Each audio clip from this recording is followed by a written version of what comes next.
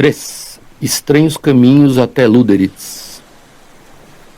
Mágica emoção conhecer um lugar que há pouco tempo não passava de um ponto isolado no mapa, que nada me dizia além de ser o início da linha pontilhada que atravessava minhas cartas náuticas em direção ao Brasil. Fantástica emoção de agora, nesse ponto perdido, deixar recordações, saudades, pessoas queridas. Mas por que Lüderitz? Não por acaso. O único porto da Namíbia, isolado em quase 1.500 quilômetros de costa árida e desabitada, é a partir dali que a corrente de Benguela se afasta da costa e deflete para dentro do Atlântico.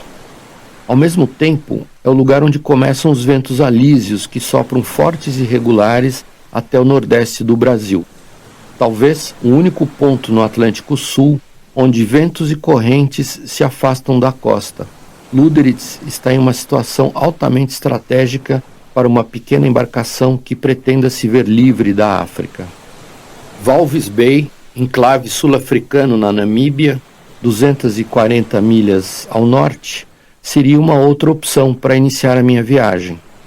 Com condições climáticas muito mais favoráveis, eu estaria livre do problema das tempestades e das famosas ondas anormais, ao mesmo tempo que encurtaria a viagem em direção ao Brasil em mais de 200 milhas, poupando pelo menos 5 dias de mar. Mas do ponto de vista das correntes, havia algumas desvantagens, e eu não queria correr o risco de ser jogado na perigosa Costa dos Esqueletos, que se prolonga até a conturbada fronteira com Angola. Não tinha escolha. Apesar das condições mais severas, Lüderitz era o meu porto. Mágico e misterioso lugar perdido nas areias do deserto. Lüderitz é o coração da região proibida dos diamantes, onde as árvores não crescem e o vento forte não para. Ali se vêem altíssimas dunas que se movem com o vento e avançam sobre o mar, mudando o contorno da costa e do horizonte ao mesmo tempo e de modo contínuo. As águas são geladas e em pleno deserto há focas e pinguins. Flamingos e pelicanos espalham-se nas salinas naturais, enquanto tubarões vivem em uma baía própria sem molestar ninguém. Com menos de 1.500 habitantes de altíssimo nível de vida, cercada por cidades fantasmas como Kolmanskop e Elizabeth Bay, antigas sedes de exploração de diamantes semi-soterradas pela areia, Lüderitz é um lugar especial, um lugar para se pensar muito. E pensando enquanto aguardava a solução dos meus eternos problemas, tentando ignorar as mórbidas previsões e os comentários sobre minha insanidade mental, percebi que havia alguma coisa que me permitiu ir contra tanto pessimismo e chegar até ali. Acontecimentos inquietantes. Logo que o plano amadureceu, e antes mesmo de definir o projeto do barco, uma dúvida importante me assaltou. De que lugar da África deveria partir? Depois de meses examinando cartas piloto, livros e mapas do Atlântico Sul, optei por Lüderitz, porto do qual nunca ouvira falar e de cuja existência soube apenas por mapas. Estranho nome alemão em plena África, Lüderitz, Namíbia. Não sabia nada a respeito desses lugares. Minhas irmãs, as gêmeas, estavam passando os feriados de setembro, mês do meu aniversário, em casa, em Paraty. Perguntei a elas se poderiam me ajudar e recebi uma cartela escolar com dados resumidos de todos os países do mundo. Procurei imediatamente no índice a Namíbia e abri no lugar correspondente. Havia um erro de impressão na cartela e os dados sobre a Namíbia estavam em branco. Que azar, pensei, e esqueci a cartela. Poucas horas mais tarde, José, o carteiro, estava embaixo, batendo a porta. Desci. Era um envelope com o primeiro número de uma assinatura da Revista Geográfica Universal que uma amiga me mandou de presente de aniversário. Abri o envelope e na capa li: reportagem especial sobre a Namíbia. Tratava-se sem dúvida de uma simples coincidência. Devorei o artigo, e aprendi coisas interessantíssimas sobre esse país de desertos e esse estranho lugar fundado por um comerciante de Bremen, Adolf Luderitz, no início do século. Comecei a ler tudo sobre travessias e pouco depois terminei um livro em francês que falava de algumas tentativas frustradas de cruzar o Atlântico Norte. Observei que era o terceiro livro consecutivo que mencionava um radioamador francês, Maurice, que havia acompanhado pelo rádio muitas expedições polares e travessias em solitário. Tive uma incontrolável vontade de tentar um dia corresponder-me com o tal francês. Quantas informações interessantes ele deveria ter. Era sexta-feira, e dessa vez meu irmão mais novo, Timur, estava em casa. Joguei o livro no chão e lhe perguntei como faria para descobrir o endereço de um sujeito no interior da França e que eu só conhecia pelo nome. Simples, respondeu Timur. Conheço um número de telefone em Paris que em meia hora consegue todos os dados de qualquer pessoa. Esqueça, eu disse. Imagine meia hora aguardando Paris na linha. Fui dormir. Na manhã seguinte, resolvi dar um passeio por mar até o Jurumirim, trazer um pouco de bananas e ao mesmo tempo exercitar com o remo a mão direita, recém-operada. Saí na faísca, que estava fundeada no rio, junto de casa, e fui remando lentamente com a correnteza. Não eram 6 horas ainda. Maré muito cheia, encontrei na saída do rio um veleiro interessante, que deveria ter chegado durante a noite. Não resisti. Um pouco cedo, talvez, mas encostei e bati na janelinha. Que susto tremendo! Veio para fora um casal brigando como gato e cachorro. Meio sem graça, desculpei-me e expliquei que eles deveriam sair dali antes que a maré baixasse ou encalhariam. E para onde você quer nos mandar? Perguntou agressivo o marido. Bem, vocês podem atracar no cais, como todos os barcos, mas se quiserem, tenho no sítio um bom abrigo, cocos, bananas e hospitaleiros borrachudos. Seguramente ele não conhecia os borrachudos. A sugestão deve tê-lo acalmado, pois não só ganhei um convite para o café, que ainda não tinha tomado, como desfrutei uma interessante carona a bordo. A faísca foi atrás a reboque. Chamavam-se Michel e Frederic, eram franceses e estavam há 2 anos navegando com 2 crianças que ainda dormiam. Delicioso o café. Subitamente, Michel olhou para o relógio, pulou da mesa e ligou um estranho receptor. Estava atrasado para o seu comunicado habitual com o F6CIU, no interior da França. Não é possível, pensei. Já tinha visto aquele prefixo antes. Não é o Maurice? Perguntei de brincadeira. Parece incrível, mas era ele mesmo. Quem diria que nos confins da Baía da Ilha Grande, na foz do rio Perequeaçu, de Paraty, eu falaria com um desconhecido do outro lado do Atlântico por quem perguntara um dia antes. Pus em prática o meu francês e empane as baterias de tanto falar. O casal, que estava de partida, tornou-se amigo e acabou prolongando a estada em Paraty por 4 meses. Resolvi então, após tão impressionante coincidência, tornar-me radioamador. Meu futuro barco deveria ter um rádio. Mas por onde começar? Não entendia nada do assunto e num fim de semana viajando até São Paulo, recorri aos classificados do Estadão de domingo, negócios e oportunidades. Normalmente repletos de anúncios de todos os tipos. Liguei para o primeiro. Olha, eu não sou radioamador, mas estou interessado em obter algumas informações. O sujeito bateu o telefone sem dar resposta. Mau começo. Mafiosos, talvez, esses radioamadores, eu pensei. Liguei para o próximo e antes de explicar o que queria, pedi que não desligasse. Atendeu um rapaz muito atencioso, visivelmente viciado em rádio, que após 40 minutos ininterruptos de conversa, propôs-me dar algumas explicações ao vivo. Com o ouvido doendo de tanto segurar o fone, concordei, e em seguida ele veio à minha casa. Era um jovem simpático e inteligente, que não parava de falar em antenas, bobinas e condensadores, mas que não entendeu bem a razão do meu interesse. Abri um mapa do Atlântico Sul e, meio sem graça, expliquei-lhe o que pretendia. Interessado, ele me perguntou de onde pretendia sair para uma viagem tão incomum. De um lugar muito engraçado, um lugar na Namíbia que nenhum brasileiro conhece. E apontei na direção da minúscula e misteriosa Lüderitz. Como? Reagiu ele. Lüderitz, respondi. Engraçado, não? Um nome alemão em plena África.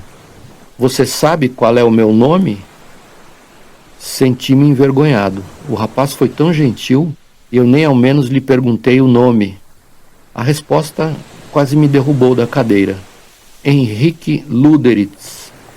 E como eu duvidasse, ele me exibiu sua carteira de identidade. Henrique Lüderitz. Simplesmente incrível. Eu estava sentado diante de um descendente direto de Adolf Lüderitz. Rimos, nervosos com a descoberta. Uma dessas inexplicáveis coincidências que desnorteiam a cabeça das pessoas mais racionais. A partir desse dia, Henrique incorporou-se ao meu projeto e, sob a sua orientação, eu me tornaria um radioamador. Pouco tempo depois, recebi um telefonema de Salvador. Era o casal francês me convidando para seguir no veleiro até a Guiana Francesa. Eu, que tantas vezes recusara semelhantes convites por falta de tempo ou preocupado com os negócios em Paraty, resolvi dessa vez aceitar. Na mesma noite, voei para Salvador e embarquei com um escorregão pela escadinha do 2º Distrito Naval, junto à rampa do Mercado Modelo, para uma longa viagem de 40 dias em que aprenderia os segredos da navegação pelos astros e em que estive em contato constante com Maurice e Lüderitz. Jamais poderia imaginar que a próxima vez que voltasse a pisar em Salvador seria muito, muito tempo depois, com um escorregão, pela mesma escadinha junto à rampa do Mercado Modelo, encerrando um sonho que apenas começava. O cerco estava se fechando e pouco a pouco o meu plano se aperfeiçoava. Voltei de Cayena com muitos conhecimentos novos e uma mordida de cobra no pé que me deixou fora de ação por mais de um mês. Enquanto me recuperava com o terrível pé em repouso, digno de figurar num dos vidros de conserva do Instituto Butantan, não parava de estudar. Precisava de cartas piloto do Atlântico Sul e mais informações sobre a costa da Namíbia. Difícil missão. Não encontrava cartas sobre a região em lugar nenhum. As informações que pedia voltavam sem resposta. Sem dúvida, por tratar-se de uma região estratégica para a África do Sul, devido à zona dos diamantes, dificilmente eu teria acesso às cartas náuticas, sobretudo do trecho que mais me interessava, Lüderitz. Um belo dia, quando eu já estava quase conformado, meu primo Carlos surgiu em casa com um presente. Sei que você adora coisas do mar, Amir. Vi isto numa loja e achei que você ia gostar para enfeitar o seu quarto. Abri o embrulho e com o susto quase o deixei cair. Era um abajur muito bonito, decorado com motivos náuticos, e a cúpula, em vez de simples papel entelado, era uma carta marítima. Uma linda carta. A carta de detalhe do porto de Lüderitz. Completa, com todas as informações, profundidades e acidentes que inutilmente eu procurei em tantos lugares. Tive vontade de comer o abajur, de tanta alegria. Nunca mais, mesmo depois de ter chegado à África, eu encontraria uma carta tão adequada às minhas curiosidades. Ao colocar a lâmpada e ver iluminado o porto para onde eu me dirigia, senti um arrepio, uma silenciosa certeza de que chegaria lá. Voltei a Paraty, feliz da vida com meu abajur, e uns meses depois recebi pelo correio um envelope do Peter, da Ilha Grande. Numa das últimas viagens à ilha, eu lhe contara o incrível caso do Henrique, e ele, fanático radioamador, me dizia na carta ter conseguido contato com um operador de Lüderitz, que lhe informara que a 1º de abril daquele ano, 1983, Lüderitz comemoraria 100 anos de fundação. O homem de Luderitz eu conheceria mais tarde. Era o próprio Gerd. Nessa época, eu havia acabado de ler o livro de Gérard Daboville, o remador francês que cruzou o Atlântico Norte em 1980. Um exemplo de organização, e surgiram algumas dúvidas sobre o seu projeto. Havia falhas inexplicáveis. Meu barco já estava em construção no Rio de Janeiro e eu não pretendia, em hipótese alguma, repetir erros anteriores. Como resolver as dúvidas? Decidi falar com o próprio Daboville e ver seu barco. Impossível, diziam todos. Ele nunca o atenderá. Paciência, eu ia tentar. Durante a viagem para Caiena, com auxílio de Luderitz e de Maurice, através do rádio, eu consegui seu telefone, anotando-o num pedaço de papel quadriculado, rasgado do diário de bordo. Decidi ir ao seu encontro e, sem ao menos tentar um contato, desembarquei de trem, poucos dias depois, na estação de Austerlitz, em Paris. O primeiro passo foi em direção a um telefone público, de onde liguei nervoso para o número ainda anotado no mesmo papel quadriculado, única razão de tão longa viagem. Que ideia! Para que arriscar uma viagem por um número de telefone? Por que não liguei antes? Me perguntava, quase arrependido. Atendeu uma simpática senhora e pediu que eu ligasse novamente dali a 20 minutos, pois o Gérard não estava em casa. Estava preparando a sua mudança e talvez voltasse para o almoço. Era sua mãe, na Bretanha, a uma boa distância de Paris, e o telefone devorava as moedas avidamente. Se eu fumasse, teria provocado um incêndio. Conseguiria falar com o homem? Os minutos simplesmente não passavam. Tinha comigo um punhado de moedas pequenas que não serviam no telefone e estavam me irritando. Passavam por um furo no bolso da calça e a todo instante caíam no chão ou iam parar dentro do meu sapato. Enquanto aguardava, andando no mesmo lugar de um lado para o outro, decidi me livrar das inoportunas moedinhas e, numa banca de revistas, a poucos metros da cabine telefônica, entre tantas revistas interessantes, comprei a única cujo preço correspondia exatamente à quantidade de moedas que me incomodavam, 14 francos e 50. Sentei no chão, em cima da pasta, minha única bagagem, exatamente embaixo do telefone para que ninguém o ocupasse. Abri a revista e quase caí de costas. Nas páginas centrais estava a reportagem completa sobre o casal que eu conheci em Paraty, a viagem da qual participei e onde havia obtido o papelzinho que agora estava nas minhas mãos, o telefone de Daboville. Tantas coisas aconteciam a esse tempo que eu mal parava para pensar naquela sucessão de misteriosas coincidências. Os 20 minutos voaram e quando eu chamei novamente, sucesso. Gérard veio a Paris e não só consegui matar a curiosidade por seu projeto, como ganhei um amigo e um importante colaborador. Passamos uma semana analisando o seu barco, estudando soluções para problemas difíceis, examinando as falhas cometidas por outros navegadores. Queimei naquela semana minhas últimas economias e o último tempo livre de que dispunha, mas valeu a pena a viagem. Voltei trazendo um valioso aval para o meu projeto e, ao mesmo tempo, a mais importante palavra de apoio, a dedicatória de Daboville no surrado exemplar do seu livro L'Atlantique à bout des bras, que eu carregava por toda parte. Pour Amir, que réussira, para Amir, que vencerá. Mas a série de inexplicáveis coincidências continuaria em Luderitz, um lugar pequeno, distante e desconhecido, mesmo para os mais ousados viajantes. Porto de pesca e de criação de lagostas, sua economia é mais ou menos independente do resto da África. Lugar exótico que poucos visitam. Encontrar alguém da cidade do Cabo constituía um acontecimento em Luderitz. Qualquer forasteiro que por ali aportasse seria objeto de comentários em todos os bares, aliás muitos, para um lugar tão desabitado. Um europeu? Raríssimo. Um sul-americano por ali? Nunca, nem pensar. Um brasileiro? Impossível. Jamais se encontraria um brasileiro por ali. Uma noite, durante um jantar num dos únicos restaurantes da cidade, um amigo recente me deu uma surpreendente notícia. Uma moça virá jantar aqui hoje. Acho que ela é do seu país, Brasil, não é? Uma brasileira de Buenos Aires? Perguntei, irônico. Não, uma brasileira do Brasil, que vive aqui, que veio de um lugar muito engraçado, como Luderitz, um lugar colonial. Essa não. Tentei adivinhar, mas o homem não se lembrava do nome do lugar. Paraty não poderia ser, é lógico.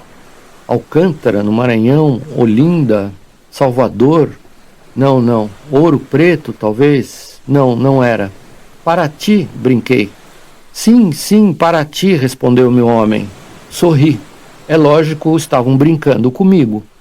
Por certo, tinham lido Paraty na popa do meu barco e queriam me pregar uma peça. Mudamos de assunto. 1 hora mais tarde, entraram 2 moças no restaurante. Reconheci uma delas. Era Helena, de Paraty. Surpreso, em pé, não consegui lhe dizer uma só palavra. Naquele fim de mundo, eu não podia acreditar. As lágrimas corriam-nos pelo rosto, e chorando de alegria, permanecemos mudos. Era simplesmente fantástico. Na manhã seguinte, Helena passou para me apanhar com um jipe e fui conhecer a sua casa e sua família. Ela me contou que deixara quase todas as suas coisas no Brasil e só guardara uma única foto de Paraty, que estava colada na parede da sala. Quando entrei, parei diante da parede. Era realmente uma foto de Paraty, em que apareciam uma casa, umas árvores e uma canoa. A minha casa com sótão e tudo, as árvores que plantei no quintal, e no rio a Rosa 9, minha querida Rosa, com a qual fiz minha primeira viagem só de Santos a Paraty. Diante dos meus olhos, em Luderitz, pleno deserto da Namíbia, um fim de mundo, na casa de uma brasileira da minha cidade. Não, aquilo não era uma sucessão de coincidências.